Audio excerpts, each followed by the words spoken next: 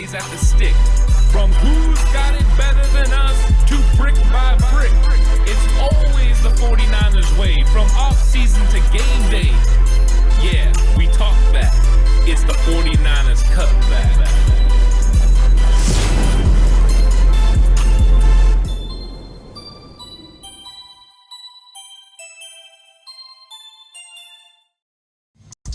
It's 49ers Cutback Podcast time. Welcome to the show, everyone. Excited to talk about the defense and the position grades, going over starters, going over depth, and getting a really good idea, now that we know who the 53-man roster is, how this 49ers defense measures up from position to position. Of course, we went through the offense yesterday, and that was a lot of fun. Got a really good idea of how it looks, and I've taken it a little bit farther this time. I gave it starters a grade, of course, depth a grade, but then I did overall starters and depth a grade. Some people asking me to do that, so I wanted to get into that. And this is going to be a fun conversation because the 49ers defense, coming off a year where they were the number one defense in the NFL, there comes some changes in the coaching staff. Of course, DeMeco Ryans becomes head football coach of the Houston Texans, and Steve Wilks comes in. And with Wilks comes a minor change in philosophy in a couple of areas. Number one, it appears blitzing is going to go up. Number two, the kinds of coverages are going to change a little bit. So those things are all going to be fun. But let's get into this 49ers roster and talk about it position by position. And because Steve Wilks is coming in, I want to start with the defensive backs who he feels the most comfortable, being around and being with. So let's talk about the starters for the San Francisco 49ers at cornerback. You've got Charvarius Mooney-Ward, and the 49ers, of course, got him last year, the big free agent signing, and he played really well. He looked very close to a top 10 cornerback in this league, and I think there were moments where he was absolutely locked down, and there were moments where he kind of fell off a little bit. First playoff game against Seattle, I thought they kind of got to him a little bit. But overall, Charvarius Ward's a very talented football player with a lot of ability, and he's a guy that can run zone, but he can also run press man. So there's versatility with what Charvarius Ward can do. And make no mistake, he's the number one cornerback on the San Francisco 49ers roster. Really like Mooney-Ward a lot. And then you got Deommodore Lenoir. And Lenoir was thrust into the starting position last season after the injury to Emmanuel Moseley. The interesting part about it is Demo had worked his way into a starting role as a nickel corner. He had beat out Sam Womack, a lot of it to do with his ability to stop the run and being in the right positions and run fits, and then his great tackling. Well, then they slide him outside, and there was a little bit of a time that it took for him to adjust. He had to adjust to playing cornerback in the NFL. He had to adjust using the sideline as a boundary and the boundary to help him as an extra defender. But also he just had to get familiar and comfortable with playing, these types of receivers and what it was going to take. But I'll say this, once he got into the playoffs, he was spectacular. He was all over everyone that he guarded. He did really well. He made plays, including interceptions. Deommodore Lenoir proved that he was a very solid cornerback opposite of Charvarius Ward. So the 49ers got to feel tremendously comfortable with these two guys starting. Now, it's going to get interesting, of course, once we start talking about the nickel role, which I'll get into in a second. But as far as starting cornerbacks, I'm giving the 49ers a solid B. If they're playing their base 4-3, these are the guys out there. I think Mooney-Ward is really close to an A-, and I think Deommodore Lenoir with the unknowns is kind of like that B- category. So I gave him a solid B. I look for this to kind of improve as the season progresses because I think Deommodore Lenoir has the ability to grow. I think Charvarius Ward has the ability to grow, and I want to see how they grow under the expert tutelage of Steve Wilks. So I'm excited about that. I'm excited about these two, but I think B is a fair grade right now for where they're at, and we'll see how they progress during the season. When you're talking about depth is when it gets interesting, because Coach Steve Wilks has talked about going to a double nickel type scenario, which means using Isaiah Oliver to cover big slot receivers that are 6'2", 6'3", 210, 215 pounds that can play with great physicality, which will allow Isaiah Oliver to come on and play those guys and not be pushed around in the run game, but also to play tight ends as well. And what he talked about was 12 personnel, where you get 2 tight ends on the field, 1 running back, and what Isaiah Oliver could do in that situation.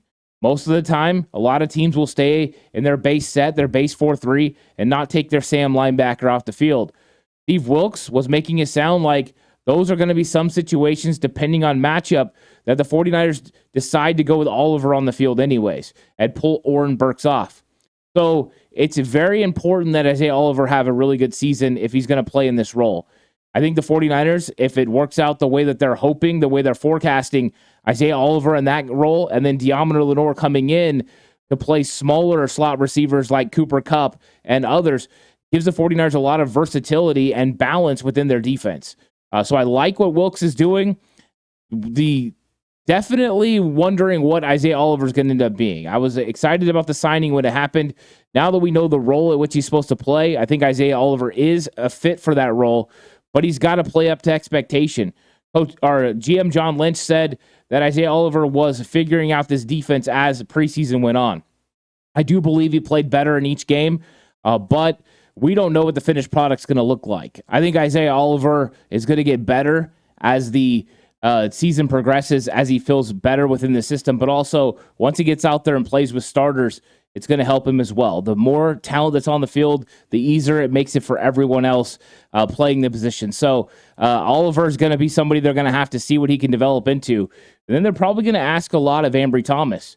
Deommodore Lenoir is moving into the nickel. Then that means you're going to have a guy like Ambry Thomas coming in on the outside. And Ambry Thomas is going to have to play at a high level. And I'm looking forward to seeing, what he can do on the outside. I saw some advancement in his ability, his route recognition, understanding route concepts. So that way he was able to pick up receivers and then undercut those routes and make plays, or to drive on the football, get rid of the football, knock it away. So I've seen some really good things from Ambry Thomas during the offseason, and I'm hoping that will continue into the regular season. When it comes to Sam Womack, I thought Womack played really good. I thought he continued to develop during the offseason and through preseason. And I think the 49ers feel comfortable with him being, in this cornerback room and being able to come in on the outside if necessary. He also does have versatility to play inside.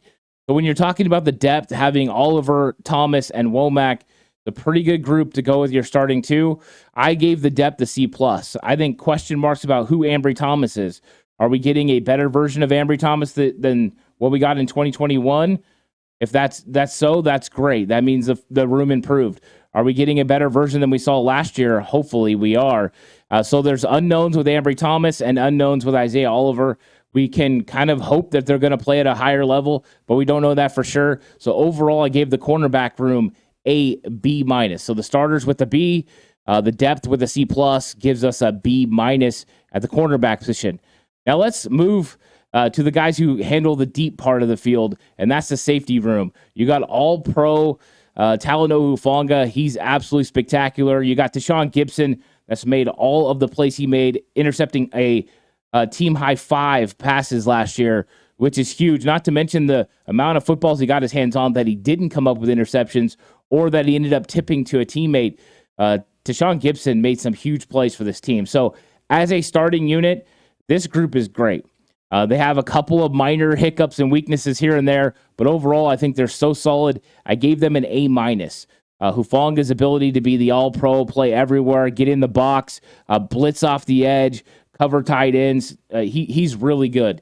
And I think he figured some things out during the season. Early on in the year, I believe he was really trusting his pre-snap reads and his recognition of what he saw on film. And later on, once teams started adjusting and giving him looks he was familiar to seeing, but then changing it up on him, I think that Talanoa Hufanga started really adjusting what he was looking at with his eyes post-snap, and those dirty eyes went away, and he started playing really well in the playoffs. So Hufanga grew a lot in his second season, and I can see him taking another step forward. He was very impactful during training camp, so I think he's on the right track to be a big-time player for the Niners again in 2023. And with Gibson, you're getting that veteran leadership, the understanding of what you're supposed to do, but also the ball hawking ability. Over 30 interceptions in his career.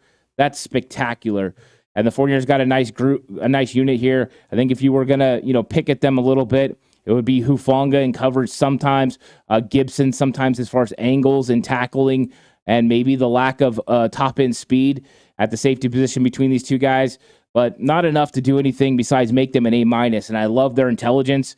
It's through the roof. As far as the depth, at the position. You got a young rookie in Jair Brown who showed the physicality, the tackling's there, his ability to fly up and make plays in the run game are definitely on display.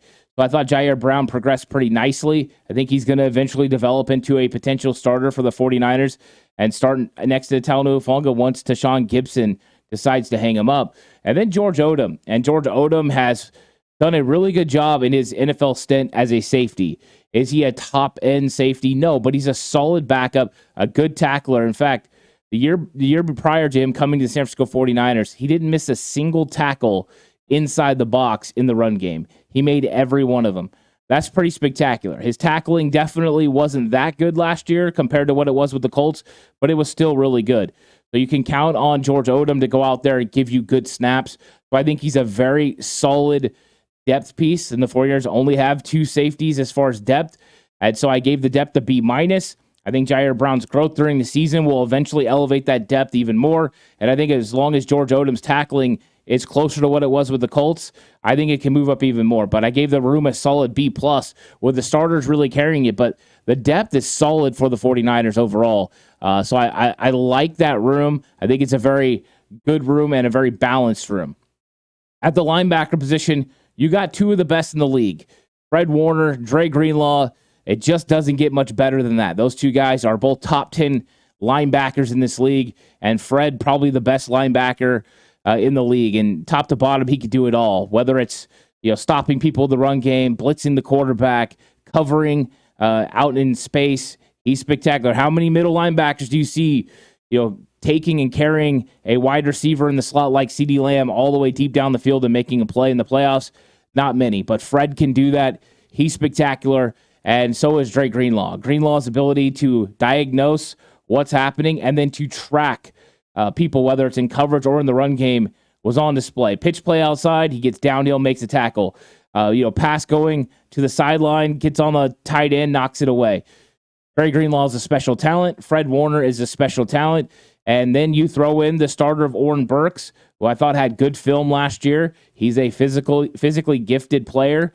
I think he's going to transition nice to the 20% of snaps that he's going to play with Coach Steve Wilks there. He's probably going to play less snaps than the base 4-3 linebacker would have played in the past under DeMeco Ryans or Robert Saleh. So I'm expecting that number to be closer to 20. But in those plays, Oren Burks has just got to get up there, get his nose in there, and make tackles. He's capable of doing it. So I like this linebacker room, especially the starters. I gave the linebacker starters an A+. You don't have 2 top 10 linebackers in the league and get anything but an A+, in my opinion. When it comes to the depth, the 49ers have a lot of young players. Of course, Demetrius Flannigan-Fowles is going to be your backup Mike. He's your backup Sam. Like, you feel the most confident with him right now. The fact that he understands the ins and outs of the defense and understands his role when it comes to fits. It's so important to be in your gap when the play is coming. You got to make sure you get your head in there and put your body in the right spots, or it creates huge, big plays down the field in the run game, and you just can't have that happen. So it's imperative that Demetrius Flannigan-Fowles step up and make those plays, but I do think he's a solid backup. His linebacker play needs to increasingly get better, but at least he's a guy that understands what's expected. And like we brought up, hopefully it's those 20% of snaps if he's coming in for Burks. Let's hope that he never has to come in for Fred and Fred stays healthy all year. When it comes to the young guys, you've got Jalen Graham and D. Winters, and they flashed. You've seen the speed and athleticism of D. Winters. You've seen the instincts of Jalen Graham being able to get up in there and stop the run. To me, both guys look good, but both guys aren't ready right now to have significant snaps. This is kind of what we were talking about with Braden Willis at tight end. These 2 are eventually going to be big-time players for the 49ers. You can see it. They just got to develop, and they need that time to develop. So that's why Flannigan-Fowles is kind of your buffer. He's going to go in there and make plays when it's his opportunity, and then eventually these guys are going to step up. Now, I wouldn't be shocked if at some point during the year Graham or Winters or both pass Flannigan-Fowles as far as linebacker play, because both of them have tremendous instincts. And when it comes to D. Winters, he has the speed to run sideline to sideline, and he's really good in coverage. Those things could prove to be pivotal later on in the year. We'll see how it goes. I like those guys because of lack of experience and we just don't know how they'll operate within, and DFF's somewhat limitations as a linebacker. This isn't Azeez Al-Shire coming in. This is, it's a little bit different. Last year, Oren Burks was the number one sub. I gave the depth a C+. I think during the year it's going to elevate. I think once Jalen Graham and D. Winters get more comfortable within this defense and with their fits, I think overall they'll move up, and this could easily be a B depth. I like the talent. If I was going off just talent with those two guys, I would give it, a way higher grade. But as far as experience, I think that's where it brings the grade down. So A+ for the starters, C+ for the depth, B+ in my opinion for the linebacker room. But it's very solid linebacker room, that's for sure. So let's get to the big dogs. I broke it up into defensive ends and defensive tackles. I think it's an interesting conversation. When it comes to defensive ends, I went ahead and graded with Nick Bosa in. Bosa's a part of this team. We just don't know when he's going to come in, when he's going to sign that extension. Is he going to be available for Pittsburgh? I don't know.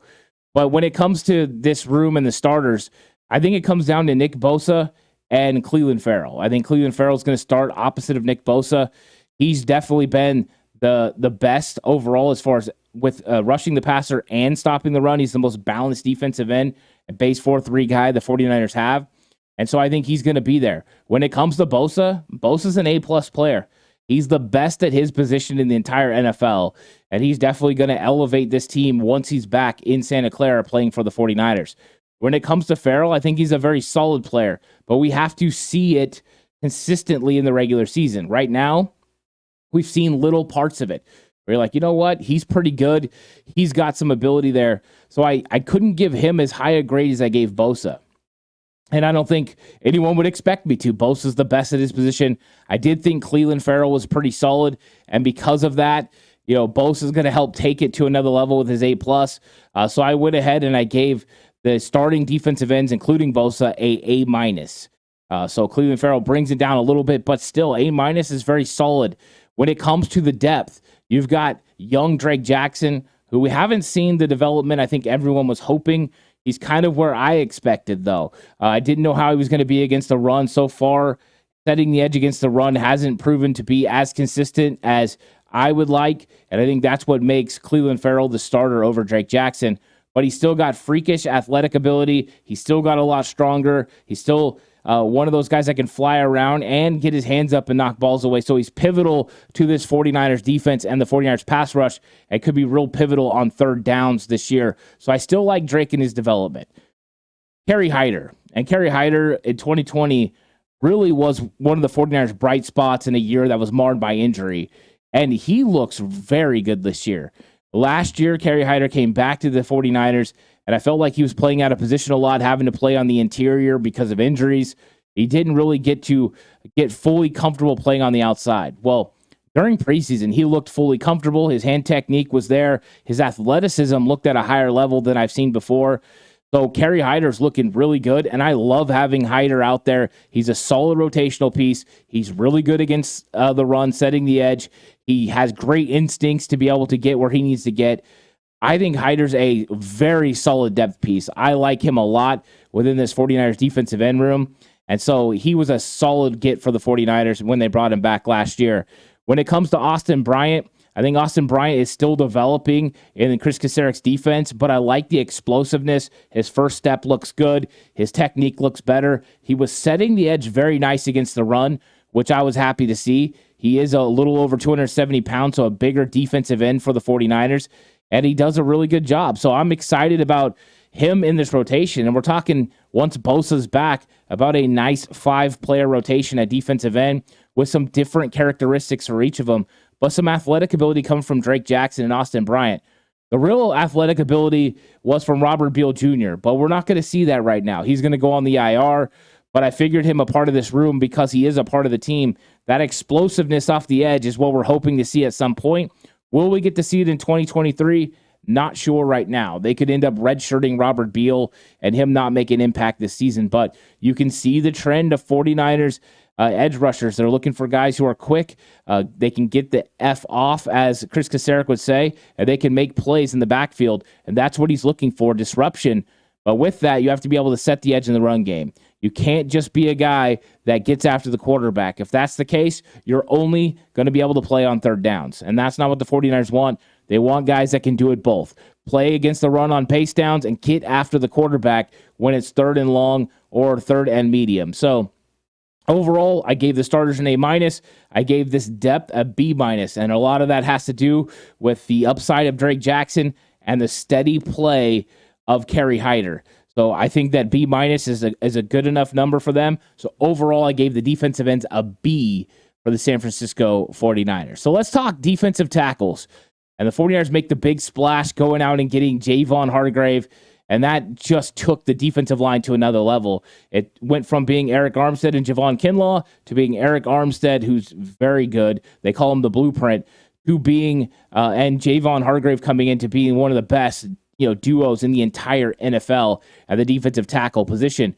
So Armstead and Hargrave, to me, are just fantastic. And as long as Armstead can stay healthy, I think these guys are going to make some big-time plays and put a lot of pressure on a lot of football teams. I have the starters for the San Francisco 49ers defensive line at an A. Didn't want to give them an A+, want to give them room to work. If Armstead has the season that he's capable of having, putting pressure on the quarterback, nearing those double-digit sacks, then this unit can elevate even farther as starters. I think when you look at what you're getting from Javon Hargrave, you're going to get a lot of double teams.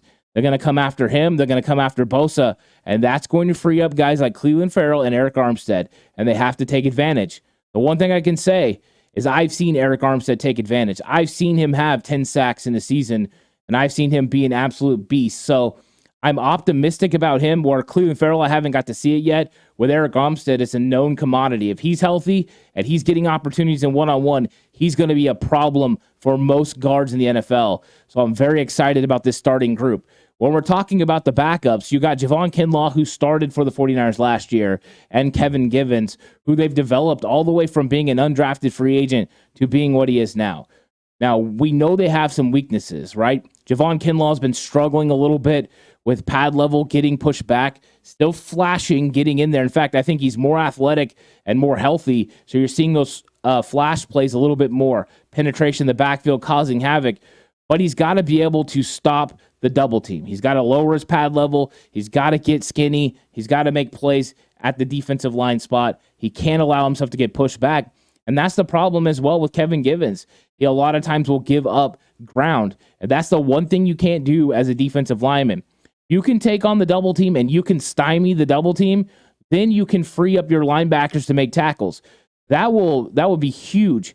Imagine if these guys were able to take on those blocks.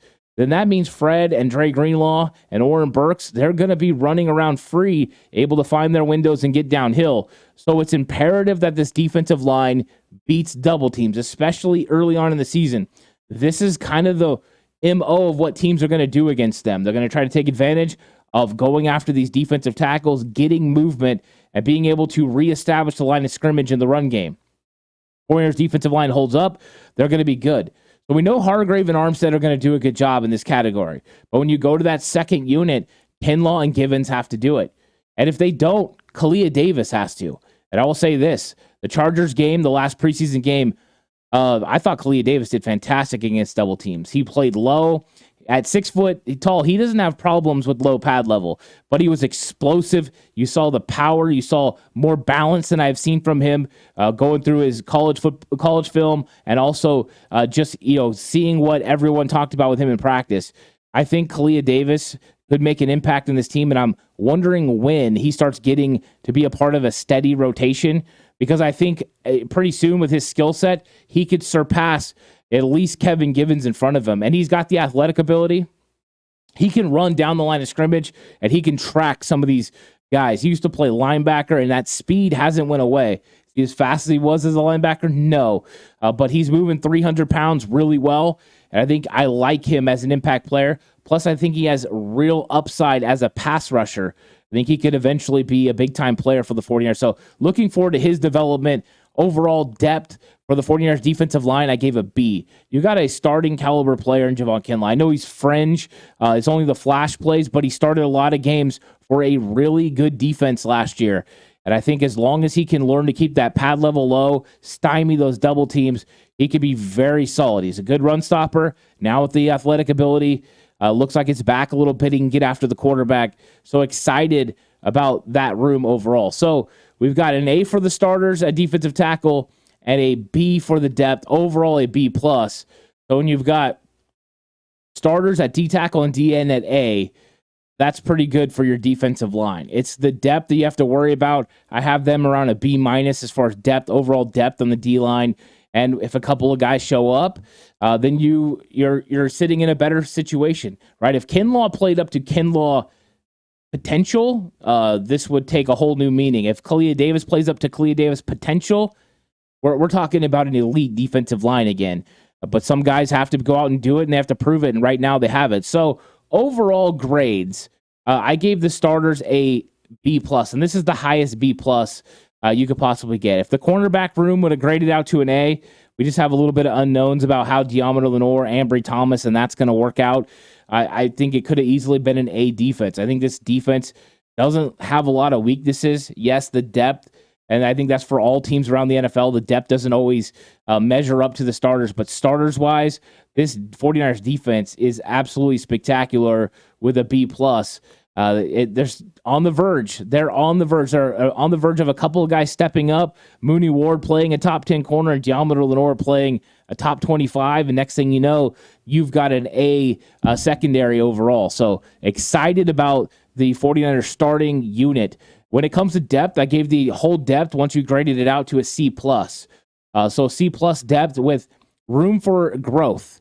You know, what's going to happen with Ambry Thomas and Sam Womack and Isaiah Oliver, I think that's a big part of the C+.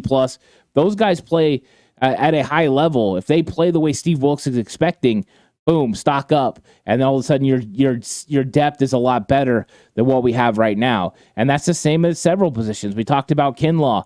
You know, we talked about the young guys, D. Winters and Jalen Graham and how they grow, and Jair Brown. So there are still question marks about the depth of the San Francisco 49ers defense, but there's not question marks about the starters.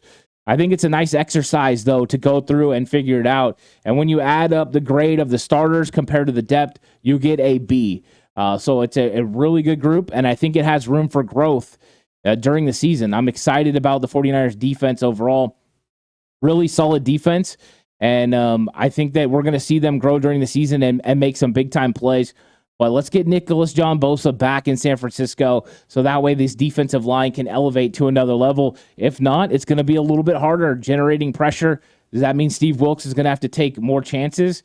Those are conversations I'm sure we're going to have on future episodes as we start to turn the attention to the Pittsburgh Steelers and what it's going to take for the 49ers to win in week 1 and those matchups that are going to be so fun to watch because Pittsburgh has a lot of talent. So like and subscribe to the channel. If you're listening on 49ers Cutback on Believe, give it a 5-star rating. It's available on all audio platforms. Of course, Red and Bold Show with me and Mark Adams is going to be available on the PSF app. Hopefully we'll be doing that first show on Wednesday and then live casts of the games over on the PSF app. So join the chat, get involved in the conversation. Lots of 49er fans are over there right now. Thank you guys all so much for joining me. I'll catch you guys on the next one. Until then, stay safe. And remember, the right way is always the 49ers way.